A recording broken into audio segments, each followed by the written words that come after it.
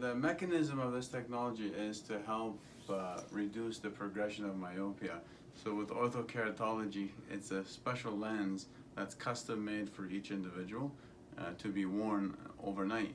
And as you wear it overnight, it reshapes the very front layer of the cornea. The cornea itself is about 5 layers, and with orthokeratology, it just reshapes the very first layer to help reduce your myopia. So you wear it overnight, and most of the time when you wake up in the morning, you don't require any correction. Your vision is clear. So it does not cause any permanent damage, or the risks are very low. Mm-hmm. Very good. Now let's look at your eye and just make sure everything's looking fine. So let's get your chin up on the chin rest for me. And get you looking towards my ear. There we go. Go in and look around, make sure that there's no retinal detachments or tears or holes. So this is what a healthy eye would look like. And this is the side view of the eye, kind of give you an idea of where the retina is located. Ideal candidates for orthokeratology are young children. I would say probably starting at age 7 or 8, who are starting to become very nearsighted. The earlier you correct the nearsightedness, the better the end result is, because in essence we're trying to reduce myopia. So, you know, children who are very academic, who like to do a lot of reading, studying, it is known or shown that kids who are very academic end up having more myopia. Children who have a strong family history, so their mom and dad are very nearsighted, we find that they have a higher chance of becoming nearsighted. So these are the kind of age kids who are very good candidates, and even adults. I mean, not just kids.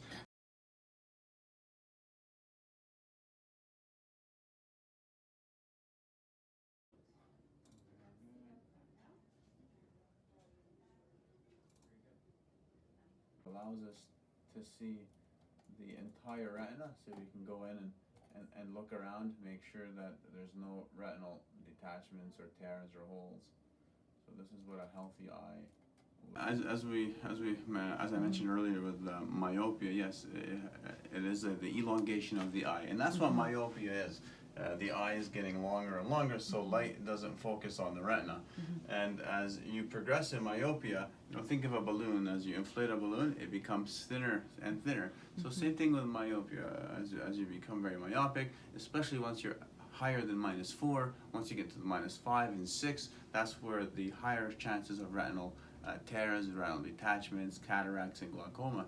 And again, with orthokeratology, it's not just for cosmetic reasons, you know, to eliminate glasses, but it's also to prevent further elongation of your retina, which in turn helps reduce the chances of, you know, your retinal tearing and detaching. So and that's again what we're after. It's called myopia control. It's more of a therapeutic lens. How's the reputation? Oh, the reputation. Oh, I mean, it's well recognized globally. You know, like I mentioned, it's been FDA approved for myopia control. So there's certain techniques to reduce myopia. This is the #1 way, orthokeratology, and it has a very good reputation with the optometry and opticians, and it's been proven to reduce it. You know, for example, in our office, we have you know, children as young as 8 years of age who've been wearing this lens for about 10 years. Now they're about 18, and their myopia hasn't changed at all. So it has a very good reputation. And I also want to know how long we can see the processing. I mean, your vision would be improved. How long is this, or how many visits for this procedure? Oh, so usually after the first couple of nights of wear, you can see the progress. Now, it all depends on your initial prescription. You know, if you're less than -4, you can really see the improvements within a couple of nights. Once you're over the -4, -5, you know, we can correct 90% of your prescription. Most people will be left with a very light prescription, and that's why we said the ideal candidate is, you know, once you're at the -1, -2, because the earlier we detect it, the earlier we start, the less chances of it progressing, and plus we can correct the entire myopia. But usually after about 3 nights of wear, that's when you can see the full visual correction.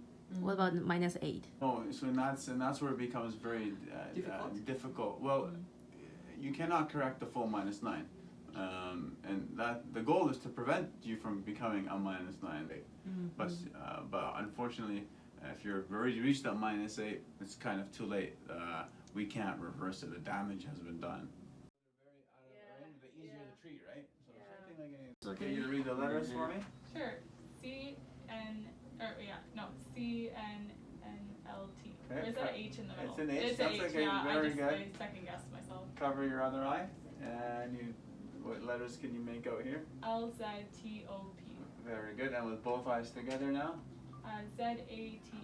Very good. Now let's look at your eye and just make sure everything's looking fine. So let's get your chin up on the chin rest for me. And get you looking forward to my ear. There we go.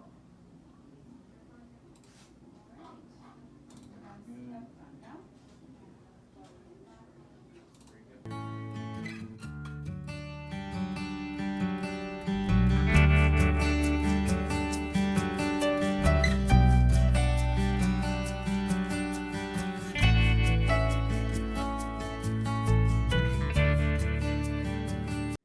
Laser surgery is a very popular procedure and safe, but just like with any kind of surgery, there's always risks.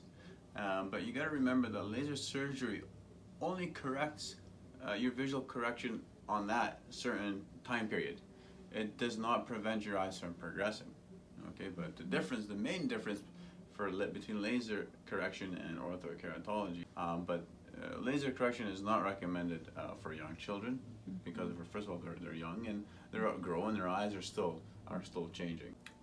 Laser surgery is successful. I mean, there are some complications that we see like dry eyes, nighttime drive-in problems with glare and halos.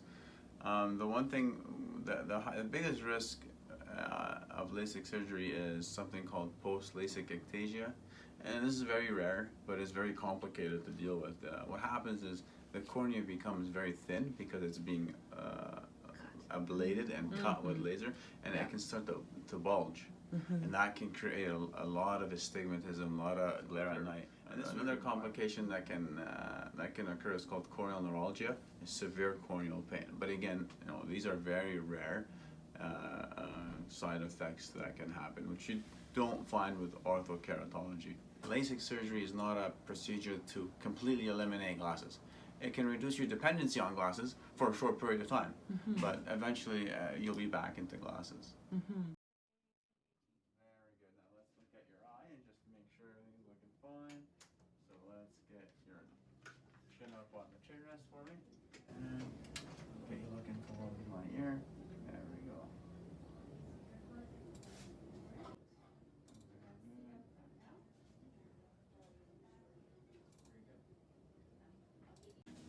By 2050, we estimate there could be about 4 billion myopes or nearsighted folks around the world. So our goal is to help reduce the progression. So that's one of our biggest goals here as an optometrist. So.